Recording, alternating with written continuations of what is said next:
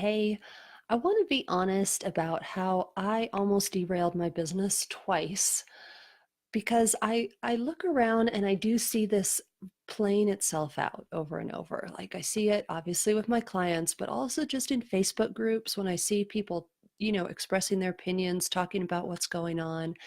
And I know that things could be avoided. You know, I wish I'd had me telling me this back then. So I want to kind of liken this to relationships because it's so often if you haven't actually been through it in your business, there's a part of you that may think, well, this really doesn't apply to me or it's not really going to happen to me. But I think all of us have been through kind of the standard breakups. So everyone can relate to it when I put it in terms of a relationship.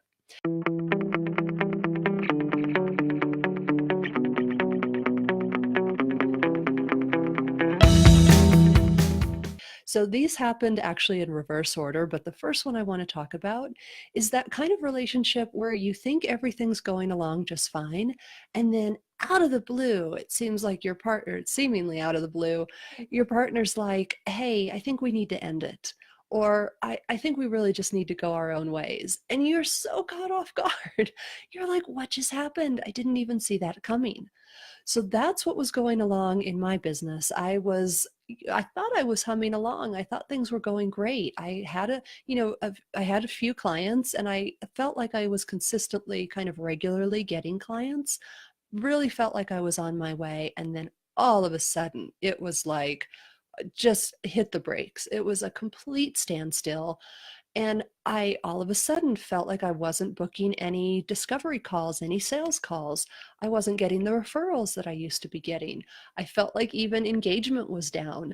I really didn't know what was going on. And there was a big panicky part of my brain that thought, maybe this is it. Maybe you just plateaued. Maybe you just got lucky with those first clients. Maybe the market's changed. Maybe the industry's gotten tougher. And so there was a part of me that started to wonder if it was really going to happen. And potentially, if I'd stayed in that place for a long time, I really do think that my business could have been derailed. But here's what happened. I was working with a business coach, and she was actually the one, because she knew my business inside and out, that said, you know what? I think there may be some mindset stuff going on here. And so I started working with a mindset coach. And that's when I realized that I was actually so working so hard, feeling so overwhelmed that deep down I really didn't want more clients. And I could never admit that to myself. I sure as hell couldn't admit that to my husband, who was supporting me financially. And I could never tell him that I was actually the one getting in the way of my own clients. But here's the thing, when you do work with somebody on mindset, it's not just like, oh, you have this little light bulb realization of, oh, I've been blocking myself from getting clients. You really have to go deep to understand the beliefs of why that's going on so that you can kind of start to unravel it and retrace your steps and get things going again.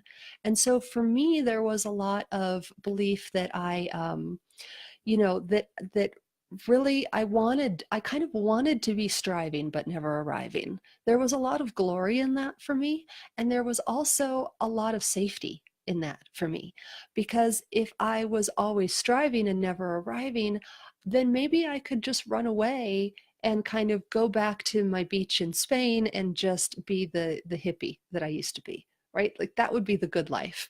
Except deep down, this other part of me, this more evolved part of me, knew that I didn't want that. I deeply believed in this meaningful business. So there was kind of this clash going on, and I really needed to reframe how I thought about business, like what it would mean for me, the fact that it didn't have to be so encompassing, so overwhelming. And I'll tell you the truth, I work my ass off now, still. I'm not one of those people that I work for 4 hours and then I'm off like in a yoga studio the rest of the day. Since I have a baby and I choose to spend time with my baby, I'm working probably about 80 hours a week between the baby and my business, but I've removed the drama from it. I don't feel that same anxiety, that same pressure, and that same fear of building up my business that I used to. And so that's one thing, one really big tip is to humble yourself to the power of your own mind, how you can really think yourself into derailing your business. That's why this whole entrepreneurial mindset thing is so, so critical. And it was really hard for me to reach out to that coach because I have a background in performance coaching. So I thought I should be able to coach myself out of this. But no matter how great a coach you are, I am convinced at some point you do need that objective viewpoint of somebody kind of seeing your stories in a way that you aren't used to seeing them or you aren't used to telling them to yourself. So first one is to really just humble yourself so that you don't get into that situation where you think everything's going fine and then you feel completely unprepared and you feel like you can't crawl out of that hole when the partner of your dreams all of a sudden leaves you. It's going to hurt, but you at least know you have the tools, you know something's up, and chances are you're going to be able to work through it, which I did, thank goodness. But the going back even further in my business, there's this other kind of relationship analogy, which is where you are in a relationship that you know is bad. Like you know it's not right for you, and yet you continue along with it anyway. And until you finally get to the point where you guys are such strangers that you look at each other and you wonder, why are we even together anymore? So that's what was going on with my business. I spent about a year or two, I think it was closer, definitely closer to 2 years without any clients when I started my business. I was blogging my heart out. I was spending time in Facebook groups, like adding value, answering people's questions, trying to show up as the expert or whatever language you want to use. And it wasn't working. And so here's what I really did wrong. I didn't I didn't step in for a quick intervention. I let it go on too long like that. Here's another thing I know from my performance coaching days that's so critical. Your motivation is completely correlated with your belief in success. And the strongest way to up that belief in success is to actually see progress. So if you're going along for too long without seeing that progress, your motivation's going to tank and you're going to feel demoralized. And that's certainly how I felt. And I know that I was this close to just jumping ship. And I know that that's why so many businesses close up shop, is because they're not getting the proper support. And so they think this is the way it has to be and they keep going and going. But there's a part of them that's just so demoralized that finally, and sort of self-preservation, you have to close down. Or the way I would have said it, because I'm a huge ideas person, is, you know what, I thought of a better idea. And I would have then started from scratch on a completely new business. So instead, what I should have done was I should have gotten the support. I should have actually gotten some help. And I wish I could look back and say, you know what? I didn't even know there were business coaches. I really had no idea this was available to me. But the truth is I did, because I even reached out to a couple of them and had sales calls. But here's the thing. I was so overwhelmed by their prices that I thought I just couldn't, I didn't deserve it yet.